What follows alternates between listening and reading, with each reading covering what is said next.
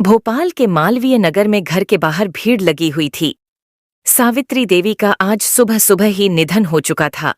परिवार के नाम पर उनकी एकमात्र बेटी मीरा राजपूत थी। सावित्री पिछले कई सालों से गंभीर बीमारी से जूझ रही थी और आज उन्होंने अपनी आखिरी सांसें लेते हुए दुनिया को अलविदा कह दिया। मीरा की उम्र 21 वर्ष थी। वह कॉलेज के अंतिम वर्ष में थी। सावित्री का निर्जीव शरीर उसकी आंखों के सामने सफेद चद्दर से ढका हुआ पड़ा था। मीरा की आंखों से आंसू बहते जा रहे थे। पास बैठी औरतें उसे सांत्वना दे रही थीं, लेकिन मां को खो देने का दुख सिर्फ मीरा ही जान सकती थी। अपना कहने के लिए एक वो ही तो थी इस दुनिया में। सावित्री ने मीरा को उसकी पढ़ाई के लिए इंदौर भेज दिया था, जिसकी खास वजह सिर्फ सावित्री ही जानती थी। इंदौर में मीरा नेशनल कॉलेज में पढ़ती थी और उसी कॉलेज के एक हॉस्टल में रहती थी। मीरा बहुत ही कम बोलने वाली लड़की है। वह अपना अधिकतर समय किताबों में ही बिताया करती थी। कॉलेज में उसकी एकमात्र दोस्त थी निधि व्यास, जो कि इंदौर में रहती थी अपने परिवार के साथ। निधि और मीरा दोनों बहुत अच्छी दोस्त थीं। कॉलेज के 2 साल दोनों ने साथ साथ ही पूरे किए थे, लेकिन निधि मीरा को अब बहुत कम जान पाई थी। वजह थी मीरा का अंतर्मुखी होना, या शायद हालातों ने उसे उम्र से पहले ही परिपक्व बना दिया।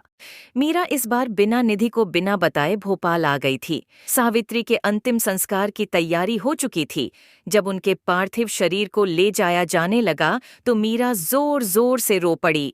औरतों ने उसे संभाला, लेकिन कोई उसे रोक नहीं पाया। वह दौड़कर बाहर आई और कहने लगी, हम भी साथ जाएंगे। बिटिया, औरत शमशान में नहीं जाती है। वहां खड़े एक बुजुर्ग ने कहा, हमें कुछ नहीं सुनना, हम भी साथ जाएंगे। मीरा ने कहा, चलने दीजिए काका, मुखाग्नि के लिए किसी अपने का होना भी जरूरी है, और आजकल क्या लड़का क्या लड़की, चलने दीजिए। पास खड़े विश्वनाथ ने बुजुर्ग आदमी से कहा। सभी वहां से सावित्री का पार्थिव शरीर लेकर निकले। आंखों में आंसू भरे, हाथ में अग्नि का पात्र पकड़े मीरा चले जा रही थी। उसके बेजान पैरों में जैसे हिम्मत ही नहीं थी। मां के साथ उसने बहुत कम वक्त गुजारा था। न जाने वो कौन सी से दूर रखा। सोचते हुए और बीती बातों को याद करते हुए शमशान आ चुका था। सावित्री का अंतिम संस्कार किया गया। इकलौती वारिश होने के कारण उसी ने मुखाग्नि भी दी। उन पलों में मीरा को संभालना बहुत मुश्किल हो रहा था। वहां मौजूद सभी की पलकें नम हो गई। 1 महीने बाद मीरा इंदौर आई। उसने कपड़े बदले और अपनी बुक्स उठाए कॉलेज आ गई। कॉलेज आकर उसने प्रिंसिपल से बात की और उन्हें अपनी मां के देहांत के बारे में बताया। चूंकि मीरा कॉलेज की सबसे होनहार स्टूडेंट थी, इसलिए प्रिंसिपल ने मान लिया। मीरा प्रिंसिपल का शुक्रिया अदा करके बाहर आ गई। क्लास शुरू होने में अभी वक्त था, इसलिए वह आकर बेंच पर बैठ गई और उदास आंखों से जमीन को निहारने लगी। तभी एक जानी पहचानी आवाज उसके कानों में पड़ी। ओह, मैडम जी कहाँ थी इतने दिन? न फोन न मैसेज। आखिर चल क्या रहा है तुम्हारे दिमाग में? मीरा आवाज की दिशा में पलटी। सामने निधि खड़ी थी। मीरा ने कोई जवाब नहीं दिया तो निधि उसके पास बैठ गई और प्यार से कहा, क्या हुआ मीरा, सब ठीक तो है ना? निधि की बात सुनकर मीरा की आंखें डबडबा गईं। उसने नीचे जमीन की ओर देखते हुए कहा, मां, नहीं रही। निधि, क्या? ये कब हुआ? और तुमने मुझे बताया क्यों नहीं? निधि ने चौंकते हुए कहा, क्या बताती निधि? मैं खुद भी नहीं जानती थी कि मां किस दर्द से गुजर रही है। मैं कुछ जान ना पाऊं इसलिए उन्होंने हमेशा मुझे खुद से दूर रखा, और देखो वो हमेशा हमेशा के लिए मुझसे दूर चली गई। कहते कहते मीरा की आंखों में आंसू भर आए। निधि ने मीरा का हाथ अपने हाथ में लिया और उसकी आंखों में देखते हुए कहा, तुम अकेली नहीं हो मीरा, मैं हूं ना तुम्हारे साथ। दोबारा ऐसी बात मत कहना। मीरा ने निधि को गले लगा लिया। निधि उसे हिम्मत बंधाती रही। क्लास का वक्त हुआ तो दोनों उठकर क्लास की ओर चली गई। मीरा को अपना ख्याल रखने का बोलकर निधि घर चली गई, लेकिन आज उसका मन बहुत उदास था। वह बस मीरा के बारे में ही सोचती रही। अगली सुबह हॉस्टल वार्डन ने मीरा से कमरा खाली करने को कहा। पिछले 1 महीने से उसके कमरे का किराया नहीं आया था।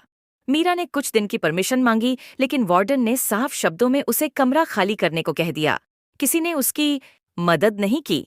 मीरा ने अपना सामान समेटा और बैग में जमाने लगी। उसके पास जो पैसे थे वो तो माँ के अंतिम संस्कार और उसके बाद के कामों में खर्च हो गए थे। अनजान शहर में आखिर मदद भी ले तो किसकी? मीरा बहुत ही स्वाभिमानी लड़की थी और इसलिए उसने अपनी ये परेशानी निधि को नहीं बताई। भोपाल वापस जाने के अलावा मीरा के पास अब कोई और रास्ता नहीं था। अपने बैग लेकर वह हॉस्टल से निकल गई। निधि जब कॉलेज आई तो क्लास में मीरा को ना देखकर उसने अपने साथ बैठी रागिनी से पूछा, जो कि उसी हॉस्टल में रहती थी, ए रागिनी, मीरा कहाँ है? वो कॉलेज क्यों नहीं आई?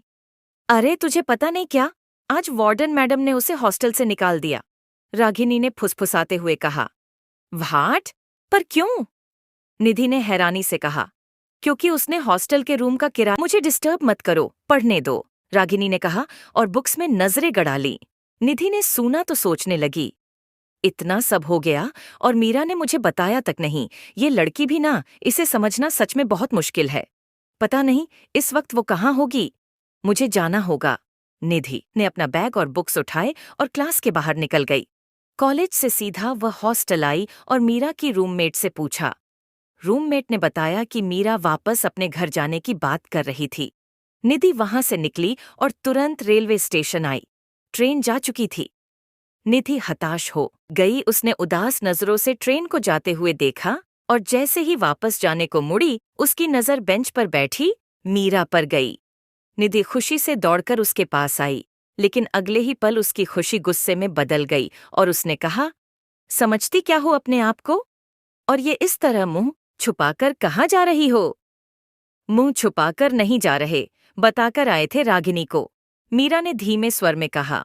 और तुम्हें लगता है मैं तुम्हें ऐसे जाने दूंगी? निधि ने गुस्से से कहा। पर अब यहाँ करेंगे भी क्या? वार्डन ने भी हमें हॉस्टल से निकाल दिया है, मीरा ने कहा। वार्डन की तो तुम ये